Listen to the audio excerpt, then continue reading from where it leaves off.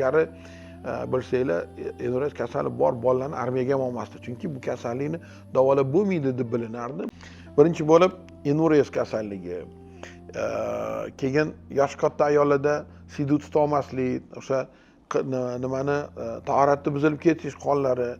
Bular ikki xil narsa. Bittasi endurez deymiz, bu uyqu chuqur bo'lgandan, sirkatni ritm deymiz, uni buzilib ketishidan hosil bo'ladi. Ota-ona qiz bolani yoshligidan bu narsaga e'tibor berib, tezroq vaqtida olib kelib davolash mumkin. Bizda masalan bu texnologiya bor, endurezni davolash qizlarni endurezini. Unda bir nechta doktorlar o'sha sonografiya qilib, somnolog deymiz, uyquni doktori, albatta o'sha qizlarni doktori, urologi qo'shiladi va albatta bu yerda gipnolog, psixolog qo'shilishi kerak.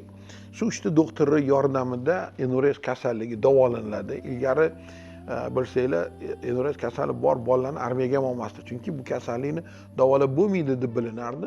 Armiyaga borgan bolalar siyib qo'ygani uchun, boshqa qilib qo'ygani uchun muammo bo'lardi, boshqa qilardi, tuzata olmagani uchun o'sha komissiyavat deydi, bolalarni chiqarib yuborardi. Endi qiz bolani ko'zingiz oldiga keltirib, turmushga chiqsangiz, o'sha siyib qo'yadigan bo'lsa, har qanaqa ertaga, masalan, ertasiga o'sha uni haydab yuboradi. U bunaqa holatlar juda ko'p ko'rganmiz.